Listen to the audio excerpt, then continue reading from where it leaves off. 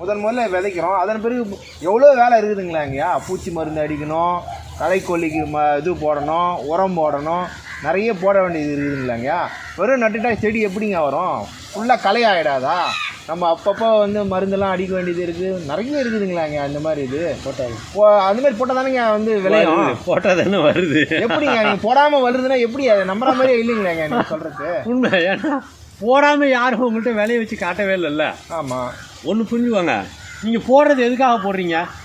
வளம் உருவாக்கணுங்கிறதுக்காக தான் போடுறீங்க. அதாவது அதுக்கிட்ட போதுமான அளவு தெம்பு இல்லை, வளம் இல்லை, அதனால் போட்டால் அது வளமாகிடுது, அதனால் விளைஞ்சிடுது. இப்படி தான் நம்ம பண்ணுறோம், அப்படி தானே? ஆமாம். ஆனால் கவனிங்க, ஒரு முக்கியமான விஷயம் நீங்கள் பார்த்துக்கிட்டே இருக்கீங்க, அது நீங்கள் நினச்சி பார்க்குறதே இல்லை. இந்த உலகத்தில் எந்த மரம் செடி கொடியும் வளம்னு உடனே கேட்கவே இல்லை. அங்கே புல் முளைக்கிற புல்லுலாம் வளமே கேட்கல, அதெல்லாம் வந்துகிட்டே இருக்குது. அதுக்கு வளம் எங்கேருந்து கிடச்சிது நீங்கள் எதாவது யோசிச்சிங்களா?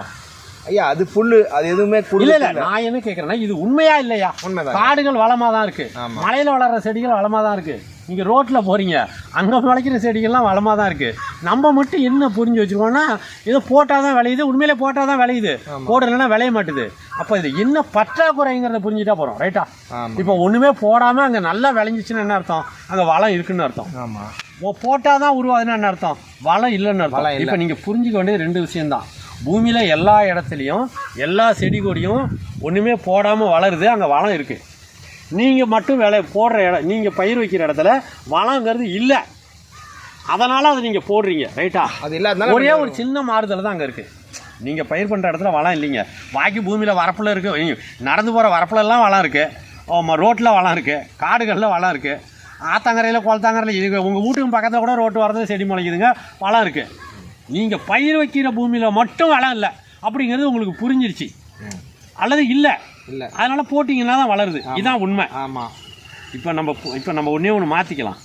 நம்ம பயிர் வைக்கிற பூமியில் மட்டும் அதிகமாக வளம் உண்டாயிடுதுன்னு வச்சுக்கோங்களேன், எல்லா இடத்த விட. அப்போ நம்ம ஒன்றுமே போடாமலே விளைஞ்சு கொட்டிடும், ரைட்டு தானே? ஆமாம். எல்லா இடத்த விட அந்த இடத்துல அதிகமாக வந்தால் எல்லா இடத்துலையும் எதுவுமே பண்ணலைங்க, வளம் உண்டாகிட்டு இருக்கு. நம்ம எல்லாம் பண்ணி விளையணும்னு நினைக்கிறோம், அங்கே வளம் உண்டாக மாட்டுது. அதனால தான் வளத்துக்காக எல்லாத்தையும் போடுறோம். கொஞ்சம் மாற்றிக்கலாம். நம்ம இருக்கிற இடத்துல மட்டும் மிக அதிகமாக வளம் உண்டாயிட்டு,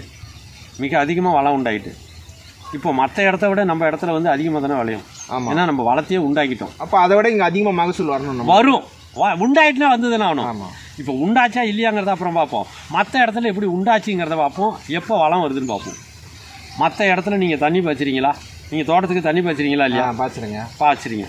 நீங்கள் தோட்டத்துக்கு உரம் போடுறீங்க, மற்ற இடத்துக்கு உரம் போடுறீங்களா? தண்ணி பாய்ச்சிறீங்களா? வரப்புக்கு தண்ணி பாய்ச்சிறீங்களா? ரோட்டில் தண்ணி பாய்ச்சிங்களா?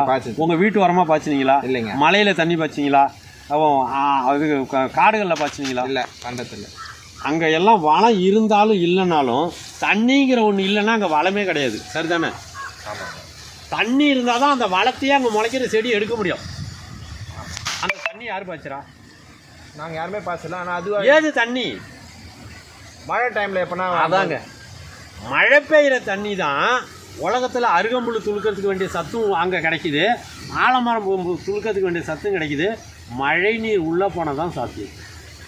நீங்கள் பயிரிடுற பூமியில் முழுசாக மழை நீரை உள்ளே வாங்குகிற அமைப்பை, நெல் வயலாக இருந்தாலும் ஆண்டு பூரா பெய்கிற மழை நீர் நிற்கிறது மாதிரி அமைப்பை உருவாக்கணும். தோட்டம் தர வாழை கத்திரிக்கொள்ள எதுவாக இருந்தாலும் ஆண்டு பூரா பெய்கிற தண்ணீரை அங்கே உள்ளே வாங்க வைக்கணும். அந்த மாதிரி மழை நீரை முதல்ல உள்ளே வாங்க வச்சிங்கன்னா வளம் வந்துடும். இப்போ ஒரு விஷயம் கேட்குறேன் பாருங்கள், நல்லா யோசிச்சு பதில் சொல்லுங்கள். இப்போ காடுகளில் மழை பெய்யுது ஒரு 2 மாதத்துக்கு, தண்ணி பூரா அங்கேயே நிற்குமா? இல்லைங்கய்யா, போயிடும். மலையில் மழை பெய்யுது, அங்கேயே தண்ணி நிற்குமா? அதுவும் அடிஞ்சு போயிடும். மலையிலேருந்து வேகமாக இறங்கி போயிடும். ஆனால் பாருங்கள், காடுகளில் நீங்கள் கற்பனை பண்ணி பார்க்க முடியாத அளவுக்கு மர செடி கொடிகள் இருக்குது. இத்தனைக்கும் அங்கே தண்ணி நிற்கிறதில்ல, கொஞ்சோண்டு மழை தண்ணி தான் அங்கே நிற்கிது, அப்படி தானே? மிச்ச தண்ணிலாம் வடிஞ்சிருது. மலையில் தண்ணி நிற்கிறதே இல்லை, ஆனால் பார்த்தீங்கன்னா அவ்வளோ பயங்கரமாக வளருது. சரிப்பா, நான் என்ன கேட்குறேன்னா, ஒரு சந்தேகத்தை கேட்குறேன் உங்கள்கிட்ட. நீங்கள் பயிர் வைக்கிற பூமியில் மட்டும் பெய்கிற மழை நீர் பூரா எங்கேயும் போகாமல் அடைச்சிட்டிங்க. நெல் வயலில் வரப்பு உயரமாக போட்டுட்டீங்க, அடைச்சிட்டிங்க. வாழை தோட்டம், கத்திரிக்கொள்ளை, கம்பங்கொள்ளையெல்லாம் பெய்கிற மழை நீர் பூரா நிற்கிறது மாதிரினா தண்ணி நின்று செத்து போகிறது மாதிரி இல்லை, ஏதோ பண்ணி பெய்கிற தண்ணீரெல்லாம் உங்கள் பூமியை குடிக்க வச்சுட்டீங்க.